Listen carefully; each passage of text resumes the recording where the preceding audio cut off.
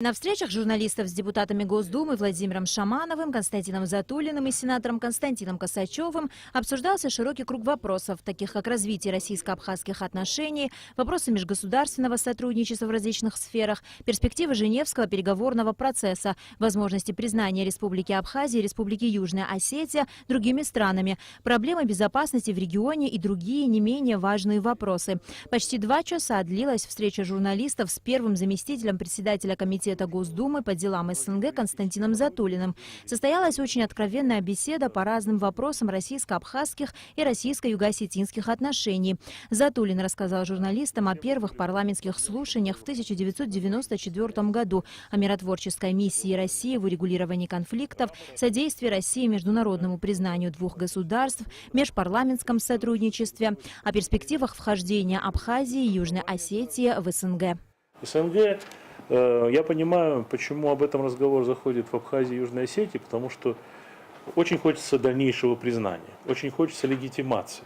Но поймите, для большинства государств СНГ, кроме России, конечно, это означает прецедент. Для Казахстана, который наш вроде бы союзник, это прецедент, потому что у него есть свои Абхазии, свои Осетии на своей территории.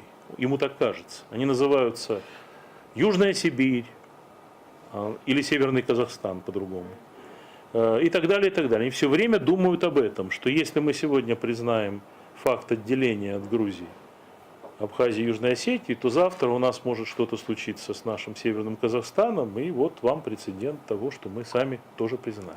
На встрече затрагивались темы возможностей и сложностей инвестирования в экономику Абхазии, проблемы развития туристической отрасли, запрет на приобретение жилья негражданами Абхазии, нарушение имущественных прав русских в Республике Абхазия, церковный вопрос, национальное представительство в парламенте Абхазии и многое другое. Я считаю, что нам меньше всего выгодно в России, я сейчас говорю о выгоде, а не о дружбе, не обо всем остальном, это совершенно точно важно, но нам выгодно, чтобы ни в Абхазии, ни в Осетии не было какой-то внутренней дестабилизации.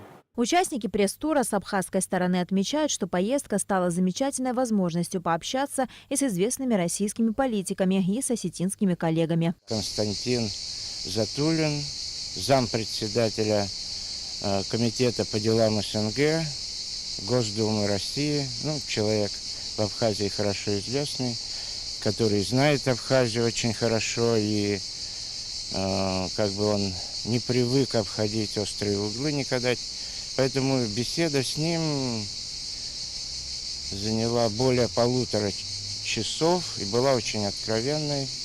Много вопросов было поднято во время ее.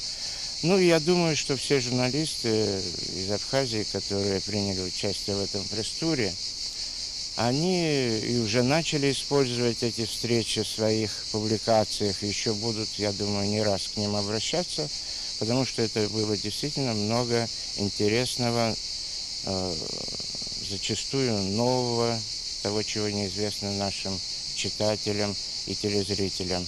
Организованный МИА «Россия сегодня» пресс-тур для журналистов Абхазии, Южной Осетии и Северной Осетии Алании проходил в Москве с 24 по 26 июля. МИА «Россия сегодня» решила организовать пресс-тур с целью помочь журналистам Осетии и Абхазии встретиться в Москве с людьми, которые непосредственно принимали участие в событиях августа 2008 года.